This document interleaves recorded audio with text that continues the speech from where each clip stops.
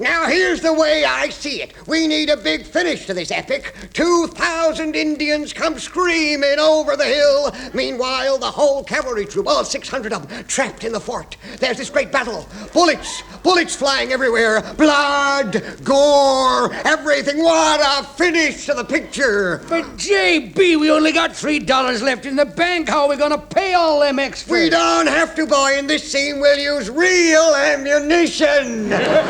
Real ammunition! What the hell?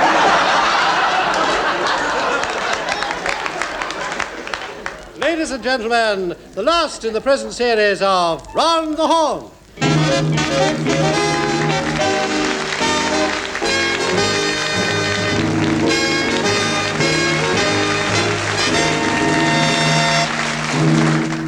And hello and welcome to the show. Now, during this series, we've received several letters giving listeners' opinions on Round the Horne. I like listening to Round the Horne because of the 6 naked ladies who stand silently in the background. Well, since this is a radio show, I think this listener is allowing his imagination to run away with him. Anyhow, there are only 5 naked ladies. Girls used to avoid me before I started listening to Round the Horne. They called me a Spotty Herbert and threw bread rolls at me. Now all this has changed. Glamorous women pursue me. I owe it all to Round the Horne. Oh, thank you. And winning 30,000 on the pool. Your program is a boon to us busy mothers. I find that children are as good as gold if I threaten them with Round the Horne. Well, it's good to know one can bring a little pleasure to the gallant housewives of the nation, particularly at my age. Now, as this is the last program in the present series, I'd like to pay tribute to many people behind the scenes who have made Round the Horne possible. First, a tribute to Mrs. Goose Strangler in the washroom. Always ready with a cheery word. It's one which unfortunately can't be mentioned in public. Now, a mention must be made, too, of another unsung hero of radio, without whose cooperation Round the Horne would never get on the air. I'm referring, of course, to the Director of Public Prosecutions.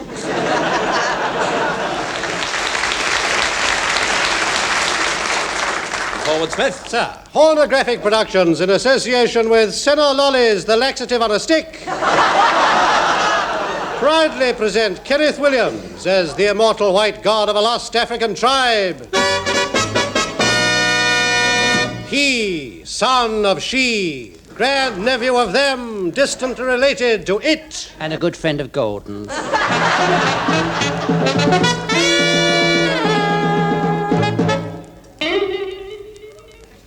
My name is Septimus Owl Fumbler, Gammon Nudge, Brandyfowl, Inchmutter.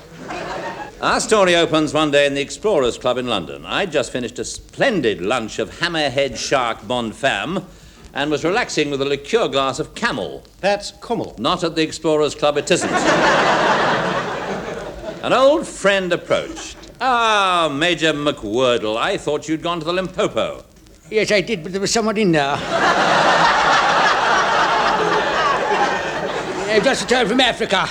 I have seen what no white man has seen. I've trod where no white man has trod. Well, you always were clumsy, weren't you?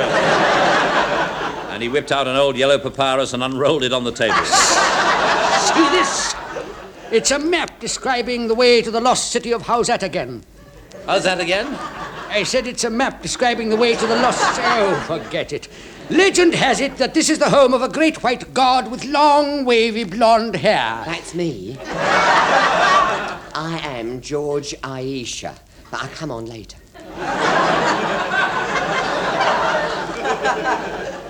Yes, George Aisha. I'm going to lead an expedition to search for the great white god. Will you come, Septimus? Well, very well, but are you sure you know the way? Of course, I know Africa like the back of my hand.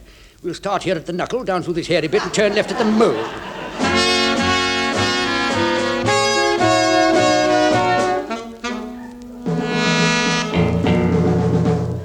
And now, perhaps this is a good moment to introduce the other members of the expedition. As well as George Aisha, I'm also playing Hugo Grott. Millionaire playboy, world champion, underwater unicyclist, fellow of the Institute of Elizabethan Whimsies. entrepreneur in reconditioned horse meat, expert in Urdu mouth music, pink belt in butterfly wrestling, and backer of idiotic expedition. You must tell us something about yourself one day. And I am his wife, Ramona Grot. They wrote a song about me. Oh, don't tell me. Let me guess. I've got you under my skin. Yes. Oh, that's the one. Yes. And, of course, I'm McWhirtle, Major McWhirtle. I'm here because of my experience in Africa, which I'd prefer not to speak about. Especially as I've already sold the rights in the Sunday newspapers. Read my story entitled, I was an underwater nun for the FBI. Anyway, we set sail for the Dark Continent, and as our boat neared the African shore, a tall, sunburned man stepped forward to greet us. He was wearing a solar topi and immaculate white ducks. Hello. Screws the ducks. Of course. Yeah, only I'll keep them for the eggs. I'm the district commissioner. Ah, Commissioner, I want to go into the bush. Well, if you must, you must. Night falls quickly in Africa. The yellow globe of a tropic moon swims in the purple glow of the African dusk. Nice. Near the waterhole, we hear the plaintive cry of the tick-tick bird. Tick, tick, tick, tick, tick, tick, tick. And now see, here comes Jumbo the elephant, ready to drink his fill. Thud, thud. But hark, here come the soldier ants. Soldier ants, halt! Soldier ants, present! Hoops! Soldier ants, stand at, wait for it. Peace! Soldier ants, attend! Smith, have you taken leave of your senses? Honestly. I don't know what's come over him. Now then, it's going to be a hard day tomorrow. I think I shall retire. Well, it's not for me to comment.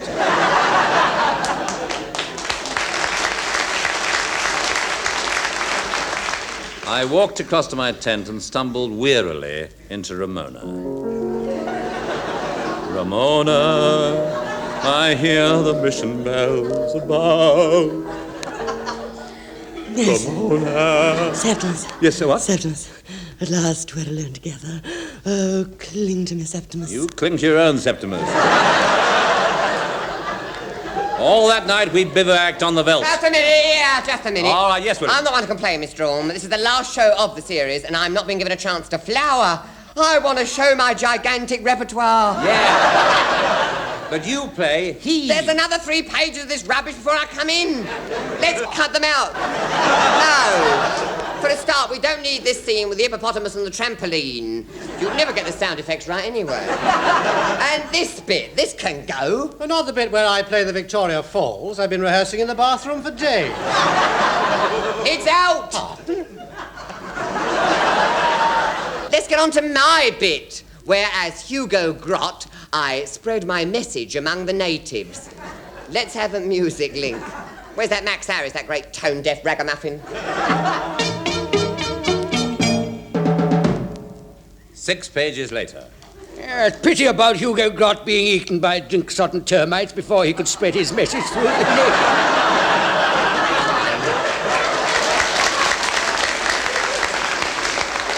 Swan, that was my best part. Ah, it serves you right, too. Anyway, we had reached the temple of Aisha, the great white god of whom legend spoke, wise with the wisdom of centuries, all-powerful, all-knowing. No, here, stop messing about. Here. Now, this is where you get a bit of the real acting. Now, you watch how I move the audience. Yes, I think they've started moving already. I am Aisha. I've made myself immortal by standing in the sacred flame. Well, I've made most of myself immortal. All except the little bit that was sticking out. Your big toe. Yes. I'm, in fact, 2,000 years old. Come into my temple, O travellers. I shall introduce you to the guardian of the sacred flame. How do you do? I am Madam Osiris. I'll bring you many roses and a sudden surprise with my lucky spike. What does the future hold, O wise one? Well, Pisces, the fish is in a favourable aspect, but you're due for a bit of trouble with your Aries. Your lucky lunch is veal and egg pie, and your lucky flower is self-raising. Cross me palm with 10 quid's worth of silver, and you may ask me 2 questions. Well, that's a lot of money for 2 questions, isn't it? Yes. And your second question? I don't think I'll bother. Now, tell me, Aisha, where exactly is this sacred flame? It's here in this sacred oven. You just turn this sacred regulo to gas mark 7 when you fancy adding a few years to your life, see? Then you step in. At this point, it should be mentioned that I, Douglas Smith, play the sacred flame. I belch out of a crack in the rocks. You dirty devil. I'm a pure flame. I don't smoke, and I'm cutting down on the drinking. I bring immortality. I fortify the over 400s. I turn to Aisha. Oh, immortal one, my name is Septimus Inchmutter. Wait. 14 stone 3. Wait, no, wait. No, wait. Who is that glamorous, delectable creature who stands behind you? I am Ramona Groff. Oh, Ramona. Do you not feel that you've lived before? That in the past you and I have known each other? Many times, many times. Oh, Ramona, now I've found you again. Come, let me immortalise you. And so saying, Aisha took her hand and led her into the sacred Douglas Smith. He licked hungrily around them. Lick, lick, splutter. Plop, plop, plop. Fut. Fut, Smith? Gone out, sir. Anyone got a sacred shilling for the sacred slot? Anyone? Change for a sacred 10-bob note? No? Well, then, that's it, then. Will Betty Marsden get a new lease of life? Will she get Douglas Smith going again? Is Kenneth Williams a doppelganger? Can Hugh Paddick and the 2 old ladies escape from the locked laboratory? Is Max Harris Anastasia? Are the writers finally cracking up? For the answers to these questions, tune in next week, and much good may it do you.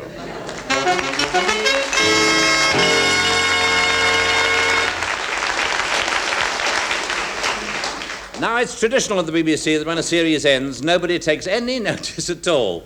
But this year, news filtered through to the powers that be that the current series around the Horne was drawing peacefully to its close. And the controller decided to lay on a buffet. And very good he looked too. Flanked with truffles and with an apple in his mouth. Everybody connected with the show was invited, and it was indeed a glittering spectacle as the guests mingled in the marble splendour of Broadcasting House's most lavish and well-appointed washroom.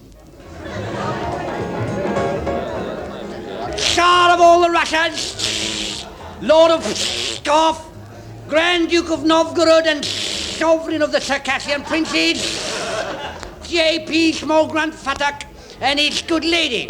Since when have you been Tsar of all the Russias? Since Tuesday, Fat Alice up the horse meat shop chanced to let it drop in the middle of a conversation that the post had fallen vacant, so I elevated myself and adopted the title. I see, so now you're a despot. I don't go looking for it. And what's that you're wearing? My official garb, which my good lady wife, the Tsarina of all the Russias, Buttercup, ran up for me. Oh, cheeky face! Such a row, dear. Yes, she crocheted it out of a length of tripe. Yeah, very, very unusual. Well, you'll find the caviar over there. Oh, sir. tar. Not at all. Nice. Nice service. Thank you very much indeed. His Grace, the Suffragan Bishop of the Gonga Islands, the Arsenal Supporters Club, Miss Judy Coolibar and Cobber. Ah, Miss Coolibar herself. Nice to see you.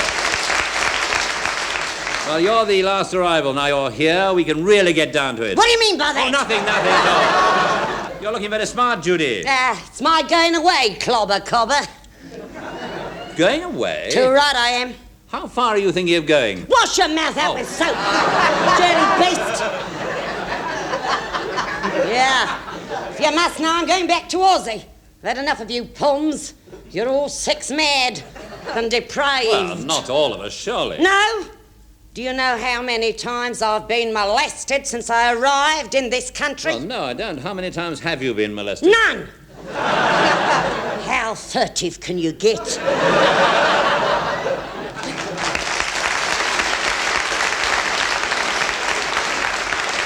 Well, bon voyage and a safe didgeridoo, Judy.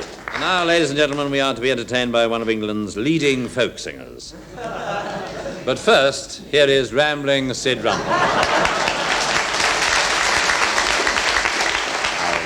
Hello, my dear ears. My song tells of a fabled beast who is said to have ravaged the West Country in the distant past, and the origins of the song go back into the mists of antiquity before the talking pictures come to Polperro.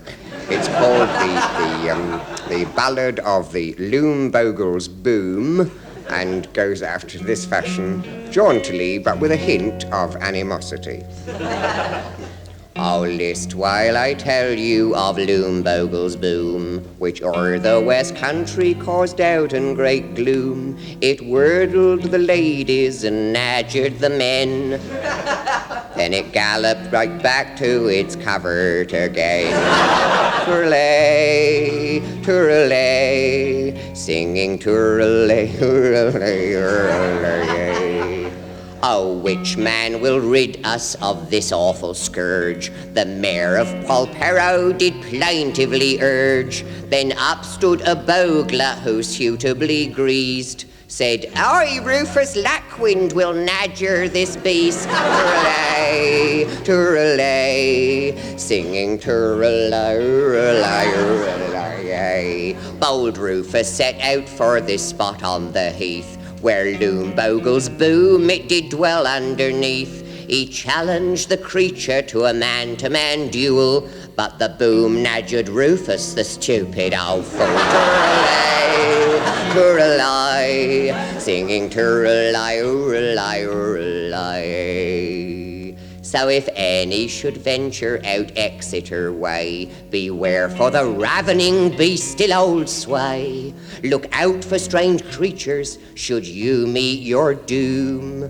It's pretty well sure to be Loom Bogle's boom. Tourelay, tourelay, 'cause it's pretty well sure to be Loom Bogle's boom.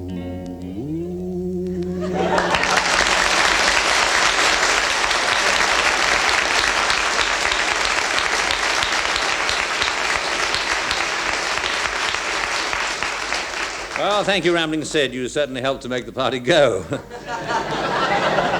Or at least you thinned it out a bit, anyhow. Now, which of our guests haven't I spoken to? Let's see. I've chatted to her. I've managed to avoid him. I've listened to them. That's everybody, I think. No, wait a minute. Who's that lurking behind that potted palm? Oh, hello, I'm Julian, and this is my friend Sam. Oh, Mr. Horne. How bone at a valdia dolly oldie, Oh, thank you. But why are you hiding? It's not like you two to be shy. Don't be strange. It's Jewel, Mr. Horne. He's worried about his social bloomers. The elastic gun? Oh, he bowed. No, you see, Mr. Horne, he done a faux pas once, didn't you, Yes, I Jewel? did, yeah. And it's made him nervous in company. Yes, it has. Nervous, you see. The memory of it makes me blush right to the roots of my raya. Right to the root. Yes. Tell him what it was. Go on, tell him. Tell him what happened. don't Go like on, to. tell him. No. Go on, get it out in the open. No! No, that you see, the memory of my contretemps haunts me. Haunts him, it does. I feel I can't varder the world in the eek again. Go on, Jewel, go on. Unburden Now, yourself. look. As this is the last show, don't let's have a boner contention.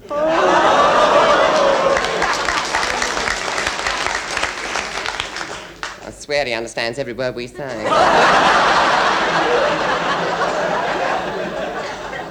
Go on, Jewel, go on. bless Go on, him. Jewel. No, go on. Jewel, go on. Yeah, all right then. Well, see, it all started on my birthday. On his birthday it started. Yes. That's nice presents, didn't you, Jewel? Yes, Presents. I did. I had. Tell us about the presents. Yes, all right. Well, Jock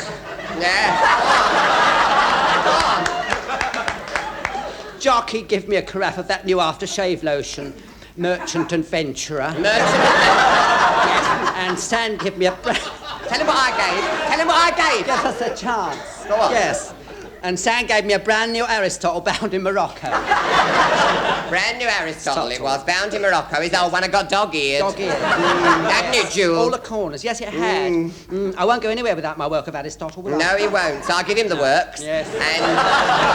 And a tie pin with his initials on it in rhinestones. Now, show him, Jewel. What? Show him the tie pin in Here. rhinestones. There it is, look. Oh, yeah, very nice, too. Nice. Yes. I see your initials are JML. Yes. Julian M. Lestrange. Ah. What's the M for? Mango. You traitor!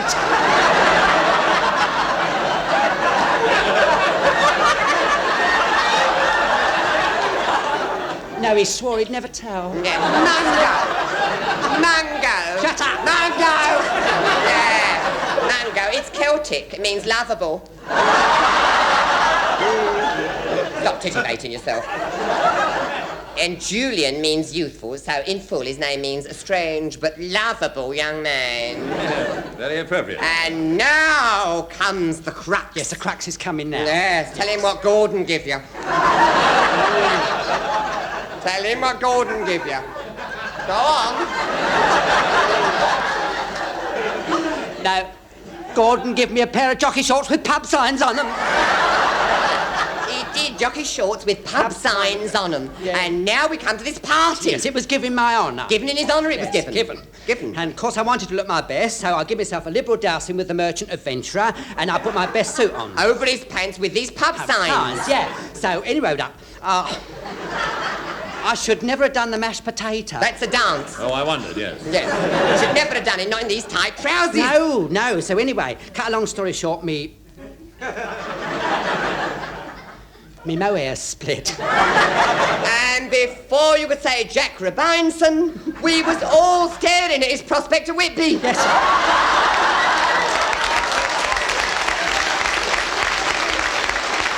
Oh, Jesus. Oh, the shame. Oh, the shame of it. It suffused my eke to purple. It did. It did. And from that day to this, he's never been able to face a gathering. No. Ah, what a shame. Well, it's not, you see, it's not for me so much, I mind, but it's the embarrassment to my wife. Your wife? My wife, yes. Yes, we're both married.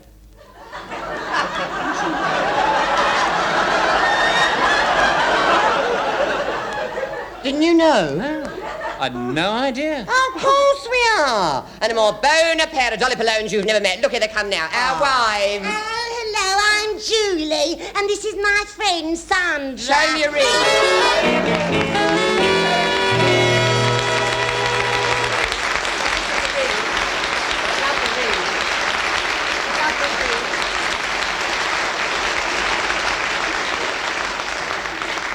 And that brings us to the end of the show. So, till we meet again from all of us, it's cheerio.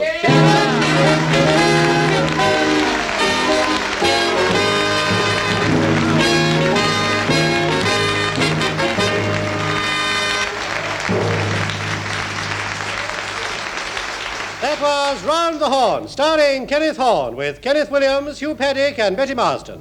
The scripts for the series were written by Barry Tooke, Johnny Mortimer and Brian Cook. The Max Harris Group supplied the music, and I, Douglas Smith, played the announcer.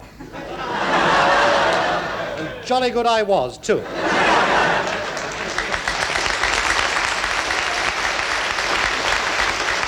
The series was produced by John Simmons, whose naivety, not to say gullibility, made the whole thing possible.